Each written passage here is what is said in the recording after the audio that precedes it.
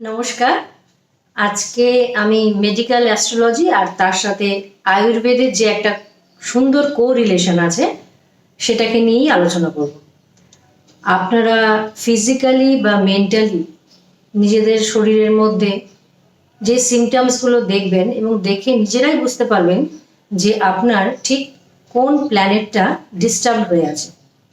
Planet তার দশা, মহাদশা, অন্তর্দশা বা প্রত্যন্ত দশা বা ট্রানজিটে যদি প্রবলেম ক্রিয়েট করে, তাহলে হয়তো আপনার 2 মাস, 4 মাস, 6 মাসের মধ্যে কোনো একটা সিমটমস আপনি দেখতে পেলেন এবং আপনি বুঝতে পারবেন যে কোন প্ল্যানেটটা আপনাকে প্রবলেম ক্রিয়েট করছে।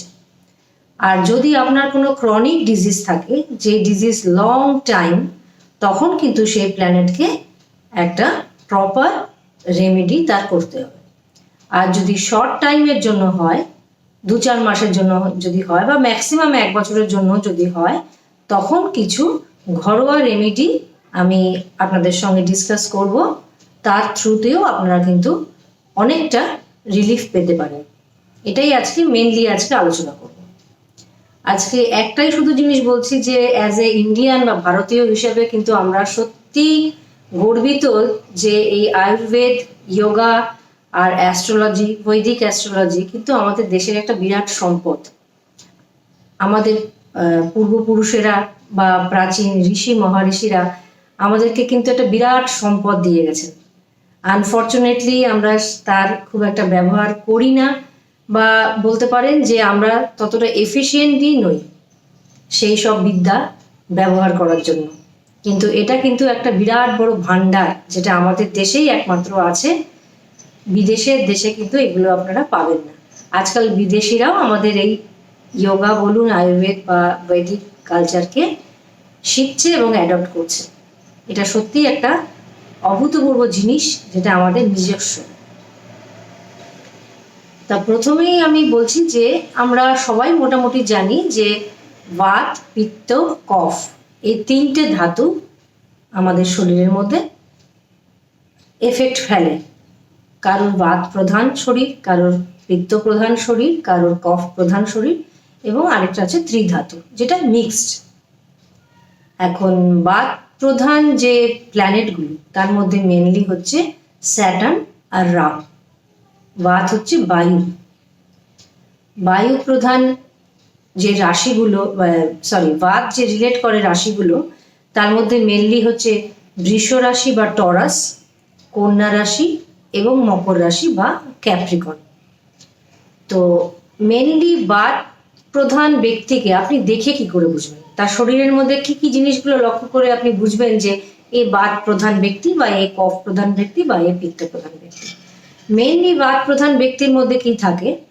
এরা মূলত একটু রোগা পাতলা গোছের হয়, একটু থিন শরীর, একটু কথা বেশি বলে, সবসময় একটা রেস্টলেস ভাব, একটা চঞ্চলতা এদের মধ্যে থাকে।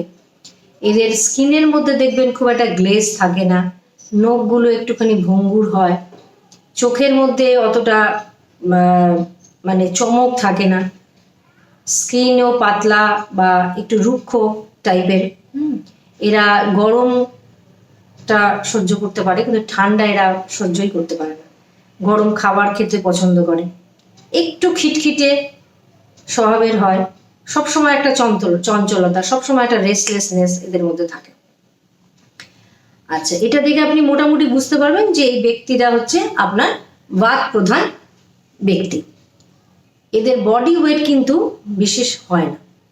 আমাদের শরীরের মধ্যে, আমাদের নাভির ঠিক নিচে, মানে আমাদের কোলন, পেলভিক অর্গানসগুলো, আমাদের নার্ভাস সিস্টেম, আমাদের লাংস, এই সমস্ত কিছু স্কিন বাত কিন্তু রিলেট করে। আর যখন এর একটা ইমব্যালেন্স হয়ে যায়, যখন দেখবেন যে শরীরের মধ্যে একটা ইমব্যালেন্স আপনি ফিল করছেন ফর দ্য টাইম বিং, কিছু দিনের জন্য হলেও, তখন ঠিক কি কি ইমব্যালেন্স আপনি দেখবেন যে আপনার চুল পড়ে যাচ্ছে, চামড়া অত্যন্ত খসখসে হয়ে যাচ্ছে বা রাফ হয়ে যাচ্ছে, আপনার গ্র্যাজুয়ালি হয়তো শরীরের ওয়েট লস হয়ে যাচ্ছে, ঘুম হচ্ছে না, তারপরে জয়েন্ট পেন বা কনস্টিপেশন বা ইরিটেবল বাউল, কোনো একটা কিছু আপনি ফিল করবেন। তারপরে প্যালপিটেশন, একটা নার্ভাসনেস, এই সমস্ত জিনিসগুলো ফিজিক্যালি দেখবেন। মেন্টালি দেখবেন একটা ডিপ্রেশন, মেন্টালি ঘুমের খুব ডিস্টারবেন্স, রাতে ঘুম আসতে চাইবে না, এই সমস্ত কিছু সিমটমগুলো আপনি দেখবেন। এগুলো যখন আপনার শরীরের মধ্যে হবে, ওয়েট লস হয়ে যাচ্ছে, চুল পড়ে যাচ্ছে, স্কিনের মধ্যে ড্রাইনেস এসে যাচ্ছে, তখন বুঝবেন যে আপনার বাতের যে দোষাটা সেটা একটা ইমব্যালেন্স, বা আপনার স্যাটার্ন বা রাহু এই সময় হয় আপনার তার কোনো দশা পিরিয়ড চলছে, অথবা ট্রানজিটে সেটা কোনো ডিস্টার্ব ক্রিয়েট করছে, যখন আপনি এই জিনিসগুলো ফিল করবেন। এখন রেমেডি হিসাবে আপনি কি নিতে পারেন? প্রথমেই রেমেডি হিসাবে বলবো যে আপনি একটা ঘোড়ার নাল অথবা ঘোড়ার নালের আংটি বা একটা সিম্পল লোহার আংটি আপনার রাইট হ্যান্ড মিডল ফিঙ্গারে পরে নেবেন, লোহার একটা আংটি। আচ্ছা, এমনি দেখুন বাকি লাইফস্টাইলের রেমেডির জন্য যেটা বলছি, সময় মতন খাওয়া, সময় মতন ঘুমানো এবং একটা প্রপার ডায়েট মেনটেন করা, এটা সব সময়ের জন্যই ভালো, এটা নতুন করে কিছু বলার নেই। এখন যেটা আপনাকে মেনলি করতে হবে যে গরম গরম খাবার খেতে হবে, কোনো রকম বাসি খাবার, ফ্রিজের খাবার একেবারেই চলবে না। অ্যালকোহল, চা, কফি, চকলেট এগুলোকে একেবারেই অ্যাভয়েড করতে হবে। আপনি গরম মশলা বা এলাচ, যেগুলো আদা, এইসব জিনিসগুলো আপনি বেশি করে রান্নায় ইউজ করতে পারেন, এটা আপনার জন্য ভালো হবে। আচ্ছা, গোলমরিচটা খুব ইউজফুল হবে। আর খাওয়ার মধ্যে কালো জিরে বাটা দিয়ে ভাত মেখে খেতে পারেন, কালো জিরে বাটাটাও খুব কাজে আসে। আচ্ছা, আর গরম তেলে কালো জিরে দিয়ে ভালো করে ফুটিয়ে আপনি অয়েল ম্যাসাজ করতে পারেন, এটা খুবই মানে এফেক্টিভ। কারণ এই সময়টা দেখবেন যে বাতের যদি কোনো রকম ইমব্যালেন্স হয় বা স্যাটার্ন রাহু যদি আপনাকে প্রবলেম করে, আপনার কিন্তু আর্থারাইটিস বা জয়েন্ট পেন ডিস্টার্ব আসবেই। নার্ভের প্রবলেম, আর্থারাইটিসটাই মেনলি দেখা যায় যে এই সময় আপনার প্রবলেম হবে। আপনার চুল পড়া হবেই, দেখবেন আপনার স্কিন রাফ হবে। তো খাওয়ার ব্যাপারে আপনি এই জিনিসগুলো কিন্তু ব্যবহার করতে পারেন। আর তেলটা মাসাজ করবেন কালো জিরে দিয়ে ভালো করে ফুটিয়ে, কালো জিরে বাটা খাবেন। আর হার্বসের মধ্যে অশ্বগন্ধা, বাচা, ভৃঙ্গরাজ, শতাবরী, এই হার্বসগুলো আপনারা কিন্তু ব্যবহার করতে পারেন। হয়তো ফুটিয়ে খেতে পারেন বা থেতো করে খেতে পারেন, এনি ফর্মে এই হার্বসগুলো আপনারা ইউজ করতে পারেন। এতে কিন্তু বাতের যে ইমব্যালেন্সটা সেটা কিন্তু অনেকটাই আপনার প্রবলেমটা সলভ হবে। এবার আসছি আমরা পিত্ত প্রধান মেন যে প্ল্যানেটগুলো, পিত্ত হচ্ছে অগ্নি। এই অগ্নির তত্ত্বর প্ল্যানেটগুলো হলো মার্স, সান আর কেতু। যখনই মার্স, সান বা কেতুর কোনো রকম ডিস্টারবেন্স আসবে, তখন কিন্তু আপনার পিত্ত প্রধান শরীরের মধ্যে বা পিত্তর একটা ইমব্যালেন্স আপনি বুঝতে পারবেন। পিত্তর মেন রেসপন্সিবিলিটি হচ্ছে আমাদের শরীরের মেটাবলিজম অ্যান্ড ডাইজেশন বা ডাইজেস্টিভ পার্টগুলো দেখা, আমাদের হজমের ব্যাপার, আমাদের মেটাবলিজমের ব্যাপার, এই সমস্ত কিছু কন্ট্রোল করে কিন্তু আমাদের পিত্ত। তা পিত্ত প্রধান ব্যক্তি আপনি কি করে দেখে বুঝবেন? এরা কিন্তু খুব অ্যাক্টিভ হয়, গুড লুকিং, একটা কি বলবো, গুড লুকিং একটা লিডারশিপ কোয়ালিটি এদের মধ্যে থাকে। এরা একটু চওড়া আর বেশ স্টাউট এদের চেহারা হয়। আর শর্ট টেম্পার, একটু রেগে যায়, একটু অ্যাগ্রেসিভ থাকে, খুব ইন্টেলিজেন্ট হয় এরা। আর স্মার্ট পার্সোনালিটি, শার্প এদের নাক, এদের লিপস দেখবেন হালকা পিঙ্কিশ, গায়ের রং মেনলি ফর্সাই হয়। আর এরা খুব পারফেকশনিস্ট হয়, যে কোনো কাজকে পারফেক্টভাবে করার এদের একটা টেন্ডেন্সি থাকে। সব দিক থেকে একটা ডাইনামিক পার্সোনালিটি আপনি বলতে পারেন যে পিত্তপ্রধান লোকদের মধ্যে দেখা যায়। এদের গা বা বডি যদি টাচ করেন দেখবেন একটা গরম, স্কিনের মধ্যে একটা গরম ভাব থাকে, এটা পিত্তপ্রধান ব্যক্তিদের একটা পার্সোনালিটি। আচ্ছা, আর আমাদের বডি পার্টসের মধ্যে হচ্ছে আমাদের ইন্টেস্টাইন, স্টমাক, লিভার, আমাদের প্লিহা যেটাকে বলে, গল ব্লাডার, ব্লাড, এই সমস্ত কিছু কিন্তু কন্ট্রোল করে পিত্ত। এই পিত্তর যখন ইমব্যালেন্স হয়ে যায় তখন কি হয়? অ্যাসিডিটি, হাই ব্লাড প্রেশার বা ব্লাড প্রেশারের ফ্লাকচুয়েশন, অসম্ভব ইরিটেশন, শরীরের ভাইটালিটি কমে যায়, খিদে কমে যায়, জল তেষ্টা, প্রচণ্ড রকম জল তেষ্টা পায়, মুখের স্বাদ দেখবেন একটা তেতো তেতো স্বাদ আপনি ফিল করবেন, হট ফ্লাশ হতে পারে, বা শরীরের মধ্যে একটা কি বলবো, একটা গরম সেন্সেশন, হাতের তালু বা পায়ের তালু বা পায়ের তলা বা হাতের তলার নিচে দেখবেন একটা গরম ভাব বা গরম সেন্সেশন বা একটা জ্বালা জ্বালা টাইপের সেন্সেশন পাবেন। অতিরিক্ত খুঁতখুঁতানি মতলব মানে আপনার যে পারফেকশনিস্ট ব্যাপারটা আরো বেশি বাড়াবাড়ি রকমের চলে যাবে যখন আপনার পিত্তর ইমব্যালেন্স হবে। এটাকে আমরা কিভাবে কন্ট্রোলে আনতে পারি? এটাকে প্রথমেই বলতে হবে যে প্রচণ্ডভাবে জল খেতে হবে, জলটা খুব বেশি খেতে হবে, তেল মশলাদার খাবার আপনাকে কম খেতে হবে। আর কোনো মানে সকালবেলা নেচারের মধ্যে ঘাসের উপরে গিয়ে যদি আপনি মর্নিং ওয়াক করতে পারেন খালি পায়ে, সেটা কিন্তু খুবই এফেক্টিভ হবে, এতে পিত্ত দোষের খুব ভালো রকম একটা কাজ হয়। অয়েল মাসাজ করতে পারেন নারকেল অথবা তিলের তেল দিয়ে। আর হার্বসের মধ্যে রেমিডির মধ্যে বলছি আমলা, অ্যালোভেরা, মঞ্জিষ্ঠা, জটামানসি, চন্দন, স্যাফরন, এগুলো আপনারা ইউজ করতে পারেন। আর প্ল্যানেটের রেমেডির জন্য একটা তামার আংটি রাইট হ্যান্ডের রিং ফিঙ্গারে আপনি জাস্ট সিম্পল একটা তামার আংটি আপনারা ব্যবহার করতে পারেন, অথবা তামার গ্লাসে বা তামার জাগে আপনারা কপারটাকে ম্যাক্সিমাম ইউজ করার চেষ্টা করবেন। কপার জাগ, কপারের গ্লাসে জল খাওয়ার চেষ্টা করবেন, বা রাত্রি সারা রাত ধরে কপারের জাগে জল ভরে রেখে দেবেন, সকালে সেটা খাবেন। আর তামার একটা রিং পরার চেষ্টা করবেন। এই সমস্ত কিছু কিন্তু খুব শর্ট টার্ম রেমেডি বলছি। যদি লং টাইম আপনার যদি এই অ্যাসিডিটি প্রবলেম থাকে বা মেটাবলিজম প্রবলেম থাকে, তাহলে কিন্তু সান বা মার্স বা কেতুর একটা পার্মানেন্ট রেমেডি বা একটা স্টোন বা কিছু দিয়ে আপনার পুরো হরোস্কোপ বিচার করে তার রেমেডি দিতে হবে, যদি এটা ক্রনিক ডিজিজের পর্যায়ে চলে যায়। আচ্ছা, এবার আসছি কফে। কফ রিলেটেড, কফ হচ্ছে মেনলি হচ্ছে আমাদের ওয়াটার তত্ত্ব, জল। তা এই ওয়াটারি প্ল্যানেট কোন কোন প্ল্যানেট রিলেট করছে? মুন, ভিনাস আর জুপিটার। জুপিটার স্পেস যদিও, ওয়াটারি প্ল্যানেট নয়।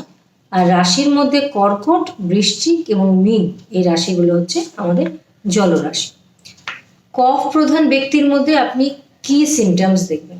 কফ হচ্ছে আমাদের এমন একটা জিনিস যে টোটাল বডি স্ট্রাকচার, আমাদের বডির লুব্রিকেশন জিনিসটা কন্ট্রোল করে।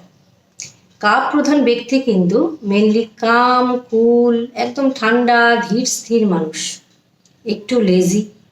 কাফ প্রধান ব্যক্তি দেখবেন এরা কোনোদিন কোনো কাজ সঠিক সময় শেষ করতে পারে না, আজ না কাল, কাল না পরশু, একটা সবসময় একটা মানে একটা বিন্দাস অ্যাটিটিউড যাকে বলে, সেটা কাফ প্রধান ব্যক্তির মধ্যে আপনি দেখতে পাবেন।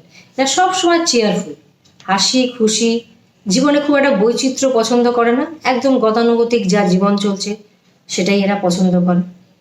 এরা একটু ভারী, একটু মোটা চেহারা হয়, ফ্যাটটা একটু শরীরের মধ্যে থাকে, শরীরের স্কিন দেখবেন ঠান্ডা, টাচ করলে দেখবেন বডিটা ঠান্ডা, স্কিনটা একটু তেলতেলে হয়, আর চোখটা বেশ বড় বড় ভাসা ভাসা চোখ, সুন্দর কালো চুল। এবং এই কাফ কিন্তু আমাদের টোটাল ইমোশনটাকে কন্ট্রোল করে। আমাদের ইমোশন বলতে এরা একটু লাভিং, কেয়ারিং হয়, আমাদের যে পজিটিভ ইমোশনগুলো, ভালোবাসা, কেয়ার, এই সমস্ত কিছুগুলো কিন্তু কফ তত্ত্বটা কন্ট্রোল করে। আর শরীরের মধ্যে, বডি পার্টসের মধ্যে আমাদের বোন, মাসেলস, এইসব সেল, এগুলোর যে একটা বাইন্ডিংস, আমাদের বডির যে লুব্রিকেশন, আমাদের স্কিনের যে ময়েশ্চার, বডির যে ময়েশ্চার, জলের ভাবটা, এই সমস্ত কিছু কিন্তু কফ তত্ত্বটা আপনার কন্ট্রোল করে। তো এইখানে যখন আমরা দেখি যে কফের কোনো রকম ইমব্যালেন্স হয়ে যাচ্ছে, তখন প্রথমেই দেখবেন শরীরের মধ্যে একটা অসম্ভব রকম ল্যাথার্জি আসছে, আপনার উঠে কোনো কাজ করতে ইচ্ছেই করবে না, অল টাইম একটা ড্রাউজিনেস, অল টাইম একটা ঘুম ঘুম ভাব, আপনার অ্যালার্টনেস অনেক কমে যাবে, সজাগতা আপনার অনেক কমে যাবে, অনেক সময় ভুলে ভুলে যাবেন, ভুলে যাওয়ার একটা প্রবলেম ক্রিয়েট হবে। আর যাদের একটু ঠান্ডা লাগার ধাঁচ তাদের ব্রঙ্কাইটিস, সাইনাস এই সমস্ত জিনিসগুলো হতে পারে। জয়েন্ট পেনও হয়, কফিন ইমব্যালেন্স হলে জয়েন্ট পেনও হয়। একটা নার্ভাসনেস থাকে, নার্ভাসনেসের সাথে অ্যালার্টনেস আর ভুলো মনে জিনিসটা খুবই দেখা যায়। আচ্ছা, এদের রেমিডির মধ্যে হচ্ছে প্রথমেই বলবো যে ড্রাই আর ওয়ার্ম ফুড, ঠান্ডা খাওয়ার চলবে না। সেকেন্ডলি, এরা ভাত কম খাবে, ভাতটা অ্যাভয়েড করার চেষ্টা করবেন। আর দুপুরবেলা দিবানিদ্রা, দুপুরবেলা ঘুমানো একেবারেই অ্যাভয়েড করতে হবে। দুপুরবেলা ঘুমানোটা এটা চলবে না। ব্রিদিং এক্সারসাইজ বা প্রাণায়াম করতে পারেন, এটা খুবই কাজে দেবে। আর হার্বসের মধ্যে তুলসী, পিপল আর ব্রাহ্মী, তুলসী, পিপল আর ব্রাহ্মী এগুলো আপনার হার্বসের হিসাবে ব্যবহার করতে পারেন। আর প্ল্যানেটের রেমেডি হিসেবে বলবো যে সিম্পল একটা রূপোর রিং আপনি ইন্ডেক্স ফিঙ্গার রাইট হ্যান্ডে পরে নেবেন, অথবা তুলসী বা চন্দনের মালা, তুলসী বা চন্দনের যে বিডস পাওয়া যায় তার মালা অথবা ব্রেসলেট ইউজ করতে পারেন, যখন এটা একটা অল্প সময়ের জন্য আপনাকে একটা প্রবলেম ক্রিয়েট করবে। এখন অ্যাস্ট্রোলজিক্যালি আমরা কিভাবে দেখি, জাস্ট একটা ছোট্ট এক্সাম্পল দিই আপনাদের।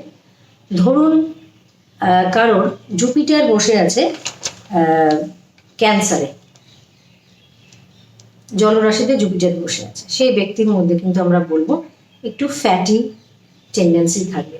বা বৃশ্চিকে বসে আছে বা মিনে বসে আছে, চেহারার মধ্যে একটা ফোলা ফোলা একটা ফ্যাটি ভাব থাকবে। তা সেই সময় যদি জুপিটারের দশা পিরিয়ড আসে বা ট্রানজিটে যদি কোনো সময় জুপিটার কানেক্ট করে, তখন দেখবেন সেই টাইমিং এর জন্য, সেই 1 বছরের জন্য আপনি কিছুই খাচ্ছেন না, কিন্তু আপনি মোটা হয়ে যাচ্ছেন, বা বলা যায় যে তার মধ্যে একটা মোটার টেন্ডেন্সি থাকবে। তারপরে ধরুন মার্স যদি ধরুন লিওতে বা এরিজে বা স্যাজিটেরিয়াসে বসে থাকে, তাহলে মার্স নিজে একটা ফায়ারি প্ল্যানেট, একটা ফায়ারি পিত্ত জাতীয় প্ল্যানেট এবং একটা ফায়ারি রাশিতে বসে আছে। সেই পার্সন কিন্তু প্রচণ্ড অ্যাগ্রেসিভ হবে, এর কিন্তু হজমের প্রবলেম থাকবে, এর বিপি খুব হাই থাকবে এবং সবসময় একটা মেন্টাল ইরিটেশন এর থাকবেই। এগুলো কিন্তু একদম দেখেই বলে দেওয়া যায় যে আপনি বিপিটা কন্ট্রোল করবেন। আবার এই মার্সই যদি একটা অগ্নি তত্ত্বর প্ল্যানেট হয়ে যদি ক্যান্সারে চলে যায়, তখন কিন্তু মার্সের সেই এনার্জি আর থাকবে না, তখন হয়তো তার লো ব্লাড প্রেশার হয়ে যাবে বা তার মধ্যে একটা লেজিনেস আসবে। এইভাবে প্ল্যানেট, রাশি আর তত্ত্বকে একসাথে ব্যালেন্স করে কিন্তু খুব সুন্দরভাবে মেডিকেল অ্যাস্ট্রোলজিটা বলা যায়। হয়তো আপনি দেখছেন যে কারোর খুব হাই ব্লাড সুগার প্রবলেম হচ্ছে, আপনি কিন্তু একেবারেই বুঝে যাবেন যে তার ভিনাসের কোনো রকম প্রবলেম হচ্ছে, বা তার কোনো রকম ইউটেরাসের প্রবলেম বা গাইনিক প্রবলেম। তার মানে আপনি একেবারে লোকেট করতে পারবেন যে তার ভিনাস প্রপার অবস্থার মধ্যে নেই। বা কারোর যদি কোলেস্টেরলের প্রবলেম হয়, ফ্যাটি লিভার বা লিভার প্রবলেম হয়, আপনি একদম সোজাসুজি অ্যাস্ট্রোলজিক্যালি বুঝতে পারবেন যে তার জুপিটার ঠিক মতন ফাংশন করছে না। এগুলো কিন্তু একদমই প্রপারলি বলে দেওয়া যায়। স্কিনের প্রবলেম হলে মার্কারির প্রবলেম হবে। মার্কারি হচ্ছে ত্রিধাতু, এ কফ, বাত, পিত্ত, কফ তিনটেই এর মধ্যে মিক্সিং ভাবে পাওয়া যায়। আর মেনলি আপনার মিথুন, লিব্রা এবং কুম্ভ, এইগুলোই হচ্ছে ত্রিধাতুর রাশি। মার্কারিকে আমরা সব জায়গাতেই মোটামুটি পাই, তবে স্কিনের র্যাশ, হঠাৎ করে পিম্পল হওয়া, এখানে কিন্তু মার্কারি তার জন্য রেসপন্সিবল। চুলের জন্য প্রবলেম হলে স্যাটার্ন তার জন্য প্রবলেম হয়, কেতু প্রবলেম থাকলে হয়। তো প্ল্যানেটকে আপনি খুব চট করে ধরে ফেলতে পারবেন যখন কোনো ব্যক্তি আপনার কাছে আসবে যে এই আমার ফিজিক্যাল প্রবলেম হচ্ছে, তখন কিন্তু আপনি সেই প্ল্যানেটকে রিলেট করে, সেই প্ল্যানেটকে আইডেন্টিফাই করে তার প্রবলেমগুলো দেখে সুন্দরভাবে রেমেডি দিয়ে কিন্তু আপনার মেডিকেল ব্যাপারটাকে আপনি সলভ করতে পারেন। নমস্কার, আশা করি খুব ছোট্টর মধ্যে হলেও ব্যাপারটা আপনারা বুঝতে পারছেন। শরীরই সম্পদ, সুতরাং শরীরকে নেগলেক্ট করা ঠিক না। লোকে সাধারণত অ্যাস্ট্রোলজারের কাছে নিজের ভাগ্য ফেরাতেই আসে, মাঙ্গলিক, কালসর্প ইত্যাদি ইত্যাদি নিয়েই, কিন্তু শরীরকে কিন্তু কোনো মতেই অ্যাভয়েড করা ঠিক না। যখন শরীর জানান দেয় তখন কিন্তু বোঝা যায় যে আর বাকি সমস্ত কিছুই কিন্তু অবান্তর। নমস্কার।